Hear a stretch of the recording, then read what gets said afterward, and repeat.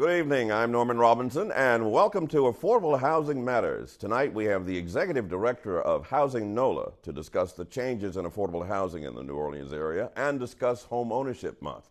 Later in the show, we will take a look at an annual conference that is helping shape the management practices in affordable housing. We have a great show lined up for you this evening with some very important information, so please stay tuned. I love taking care of my mom. It wasn't easy at first. She learned how to better communicate her needs. And you learned how to not ignore yours. I discovered how to make healthier meals. And I discovered how much I enjoyed them. Becoming a caregiver is a learning experience for everyone.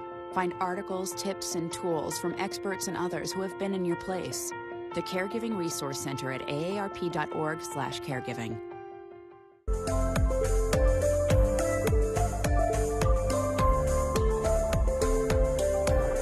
Housing NOLA is a community-led housing process that would seek to address the housing needs in the New Orleans area. Joining me now to discuss affordable housing in the area and Home Ownership Month is the Executive Director of Housing NOLA, Ms. Andreanecia Morris. Welcome back to Affordable Housing. Thank you so much, Norman. It's always nice to have you here. Appreciate you shining a light on this issue. Well, this is an issue that cries for some clarification. Mm-hmm. Before we talk about the elephant in the room, refresh us on Housing NOLA.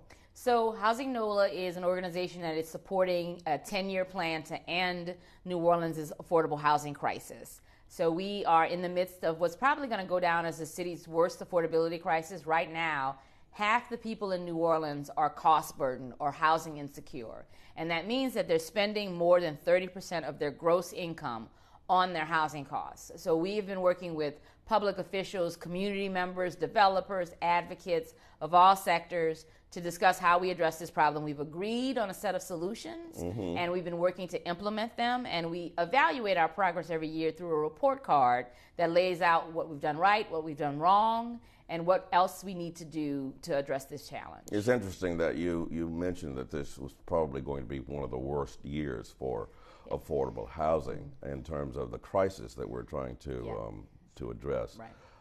In that regard, let's talk about the elephant in the room.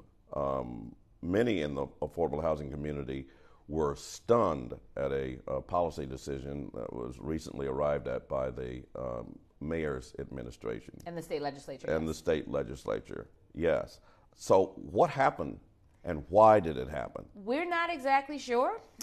We know that the city council had, and working with the administration, had been revamping short-term rentals, and a commitment was made by the city council to increase fees on short-term rentals in New Orleans in order to create a dedicated revenue source for an affordable housing fund. The council was looking to create about $20 million annually. Part of the reason this was going to be available is that there is presently a difference between what you pay and taxes when you stay in a short-term rental and what you pay in a hotel. We've long held that that needed to be equal and that the difference should go to affordable housing.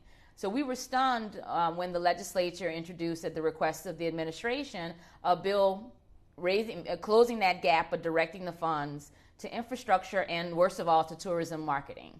So how did that affect you? We've been when the bills were filed, we reached out to the legislators and explained to them that they would be robbing the city of New Orleans of this opportunity to create a $20 million a year fund.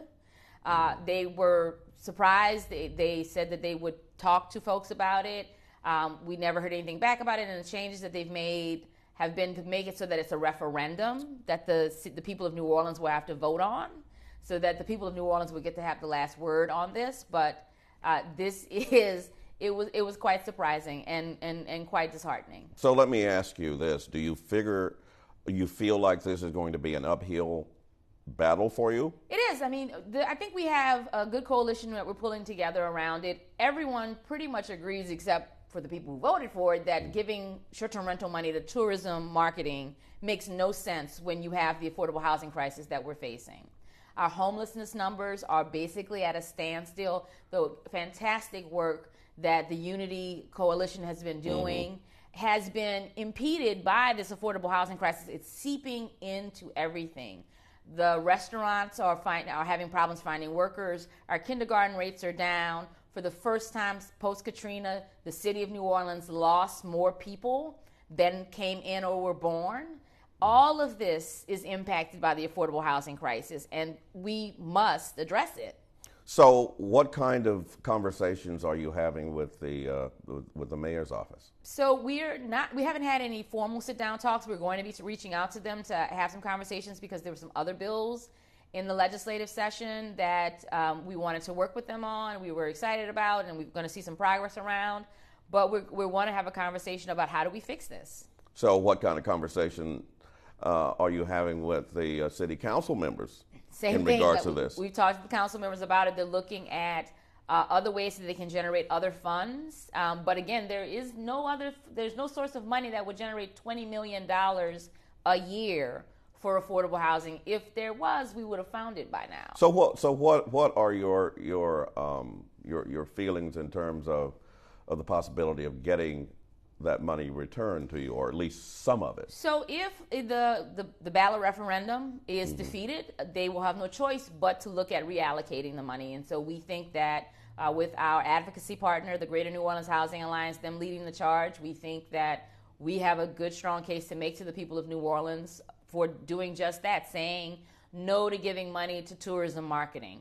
So the final word's going to be left up to the people. That's right. And when is this likely to be put on the ballot? So that's going to be the next set of conversations. We think it's going to be in the October ballot with all of the legislators running for re-election, or new legislators running, the governor, the lieutenant governor, the treasurer, the insurance commissioner. A lot of people are going to be on that ballot, so we think it might be there. But it could be a special referendum we just haven't heard yet. And that's going to be some of the first conversations that we have with the mayor's office and with the city council when this session ends. Let me be as diplomatic as I can with this question. I thought there was, how should you say, a better relationship or a better understanding about affordable housing between Nola Housing and the mayor's office. What happened? So we are not sure what happened. I mean, we know her record. We know what she stands for, and we know that we're in line with all of those things. So we're not sure what happened here in the negotiations around this. And again, getting money for infrastructure is something that we all support. We in fact supported the Fair Share campaign from the beginning, because if everyone houses floods, that's not going to be that's not ideal. But we would contend if no one could live here, it doesn't matter if the city floods. So what happens if this thing just falls through? Then we will be facing this affordability crisis at the worst possible time, with continuing shrinking federal resources, not getting a lot of help from state funding, and looking around and having, frankly, squandered the best opportunity we had to address this crisis from this standpoint. The public money, the city and state agencies and the public funding are certainly not the only answer. But when we talk about getting private solutions, those folks need to see that the people of New Orleans and our elected officials recognize this problem. We have to stabilize this housing market if we're going to incentivize, if we're going to attract the kind of private market investments that's necessary to completely address this problem. In line with all of that, given what you've laid out so far, how does that shape up in the 2019 semi-annual report?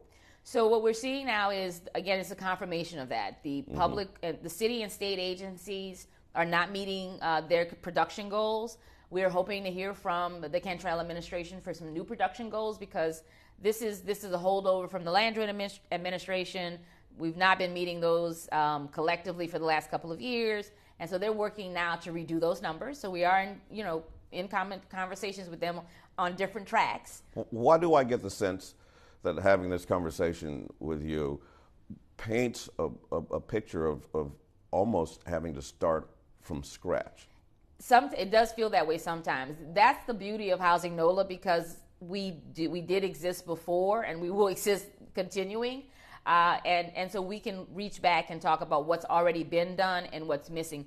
We can't start over.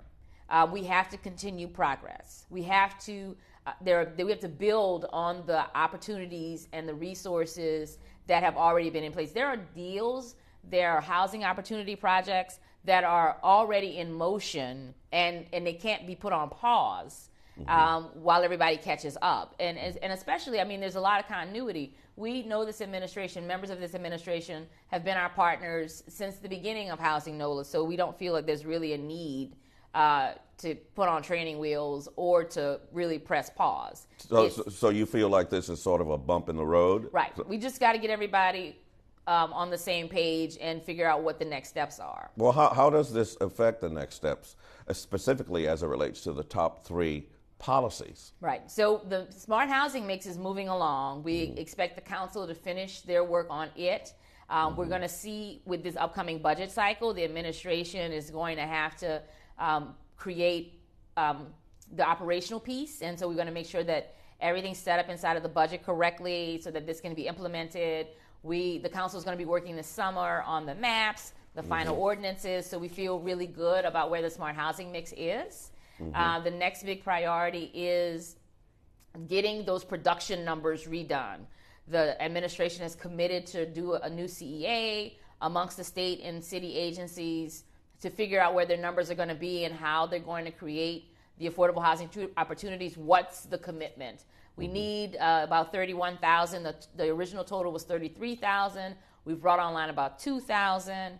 So it's 31,000 now. So where do we get the rest of the units? And also we have a worry about the fact that we're going to start to lose units next year. These are homes and apartments that were rebuilt with funds post-Katrina, Katrina disaster funding. So we're going to start losing about 2,300 homes and apartments that have been affordable for the last 10 years. They're going to start coming offline next year. So we've got to make up for those. So that 33,000 entertains those all staying, or at least them being substituted in another way. And so that is something that's exciting about this legislative session, a bill that Senator Troy Carter did that's going to give the city council and the mayor's office the ability to create a program that would allow for tax relief for homeowners to keep them in their houses and small landlords. So we're really excited about that.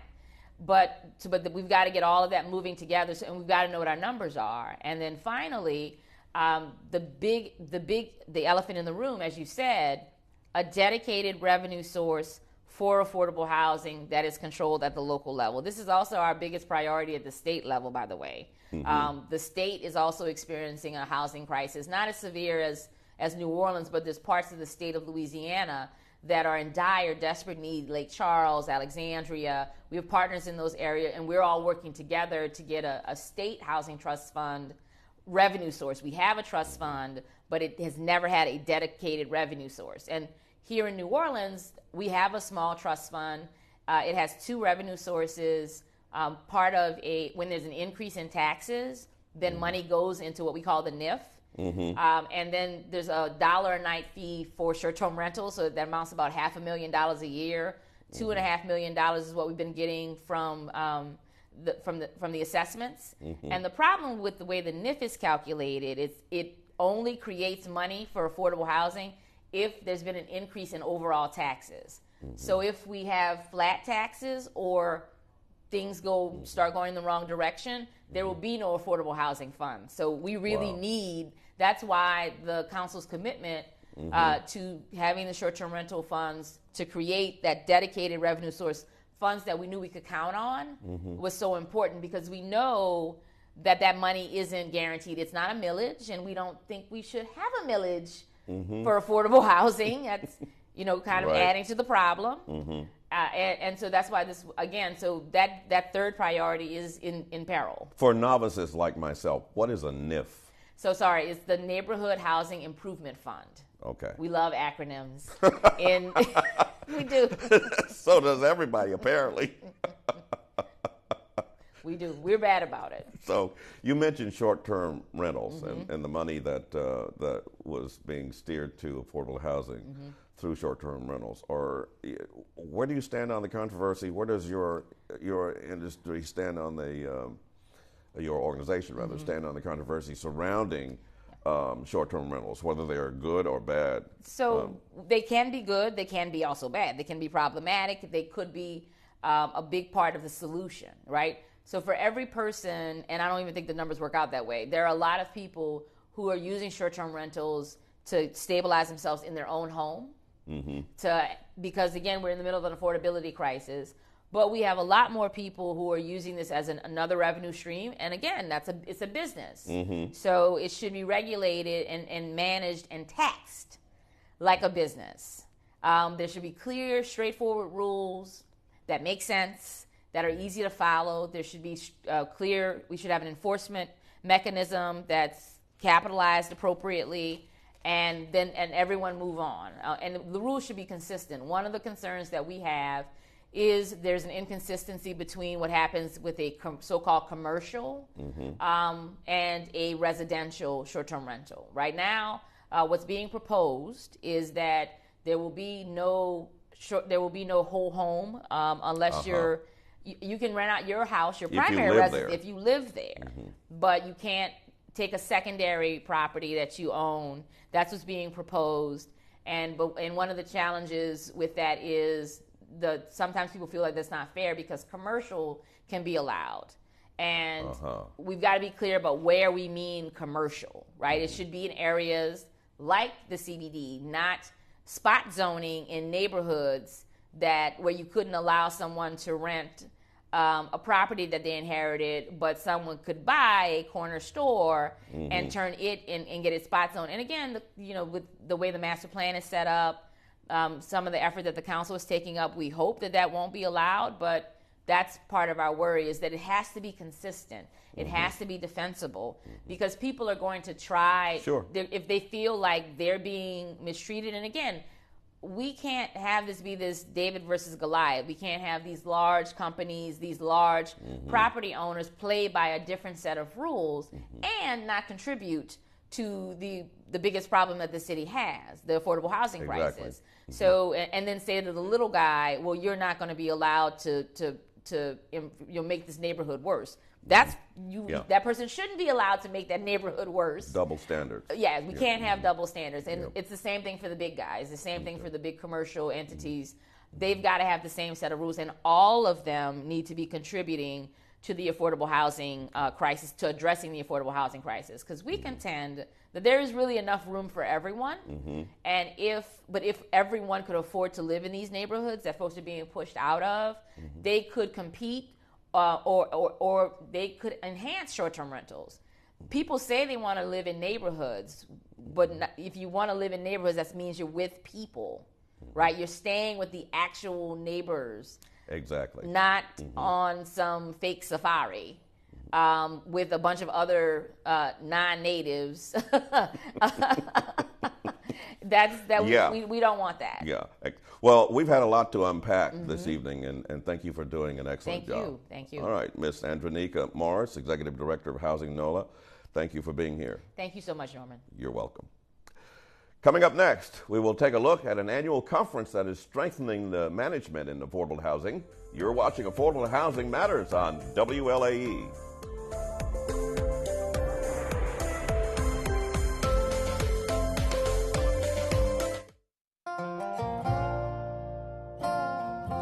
On the scenic banks of the Tchefuncte is a riverfront tradition that the locals head to when they desire the delicious delights of the Louisiana culinary coast. Morton's opened 30 years ago when Madisonville was small and St. Tammany Parish was small. Locals come to Morton's because few towns love and live seafood like Madisonville. Its long and storied nautical history made it ideal for the Lake Pontchartrain Basin Maritime Museum. It also made the perfect place for me to catch the boat. The seafood boat at Morton's, I christen it the Titanic because it's going down. It might take a while, but it's going down. This Poseidon-sized poor boy Made from a hallowed Leidenheimer loaf, overstuffed with fried tastiness, is just one of the reasons to dash over to Morton Seafood, especially when the hot-boiled seafood sign starts to flash. For the locals, it's like a lip-smacking lighthouse of goodness. It's good, folks. It's good food. It's good service. It's consistent. You know, it's just good living around here. We are kind of laid back, and that's a good thing. It's all good at Morton's.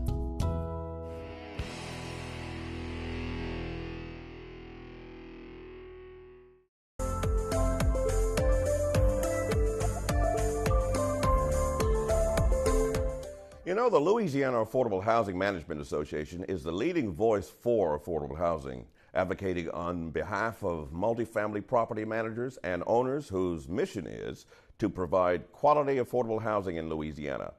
Their yearly conference is held right here in the city of New Orleans. So let's take a look at what the property managers and owners learn at their annual conference. Each year, the Louisiana's Affordable Housing Management Association gathers in New Orleans from all across the state to sharpen their skills with the newest trends in affordable housing management. LAMA is a statewide organization, acronym for Louisiana Affordable Housing Management Association. So we represent managers, developers, and owners of affordable housing throughout the state of Louisiana. It gives us an opportunity to come together, exchange ideas, concentrate on what is affordable housing for this state as opposed to conventional apartment management. The way LAMA helps the group is inviting an array of speakers and teachers from around the country to help individuals handle any situation that may present itself. You know, we as managers, we do have a lot of nice residents, but sometimes some people come in and they can really get out of the box. So I always start with a nice conversation, because if you keep a smile on your face and you're nice about it, usually it concludes to a positive. Along with the classes that teach different conflict resolution techniques, they also have representatives from the National Affordable Housing Management Agency to give them an overview of the nationwide outlook on affordable housing. So what is NAMA? That's a good question. So NAMA stands for the National Affordable Housing Management Association, and we represent affordable housing property managers and owners, and we're really the only folks with management in our name. So we're really a niche organization there for representing the managers of affordable housing properties. Though times may be dire, Ms. Bilowich has optimism for those looking for affordable housing.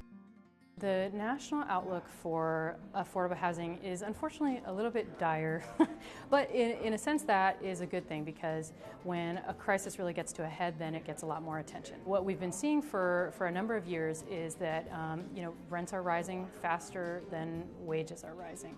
So that makes housing even less affordable than it already was. So more housing is being built, but most of it is luxury apartments, not a lot on the low end. And so that means that what we're seeing is that about a quarter of folks who are eligible for affordable housing are actually receiving that from HUD. So that's 3 out of 4 who aren't being served. We are seeing more attention to this at the national level. So we're seeing in Congress some movement to address this issue. We're seeing, it's now being called the affordable housing crisis, and there is some more funding that was appropriated for it last year. We're hoping that trend will continue and that we'll continue to find solutions with everybody at the table across the aisle. With Ms. Bilowich and a host of other speakers, the conference offers knowledge, case scenarios, motivational seminars, and much more to individuals who attend across the state. Well, it's very educational. You might hear some of the same things come up, but you always leave with something new. This year's LAMA conference is right around the corner. Hope to see you there. For more information on the Louisiana Affordable Housing Management Association, please visit LAHMA.org or call 504-561-8418.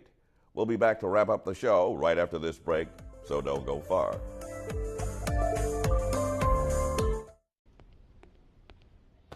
Can I tell you a cat joke? Just kidding. Why did the girl ask the mushroom to dance? Because he was a fun guy. What do you call a pig that knows karate? Pork chop. So how does a tissue dance? Put a little boogie on it.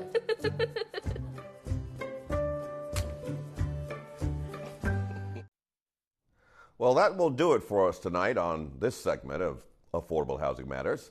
For those who would like to rewatch this or any other episode of our program, please go to WLAE.com and click on the programming link. There you can view all past episodes of our program. I'd like to thank all of our viewers again for joining us this evening. I'm Norman Robinson. Have a good night.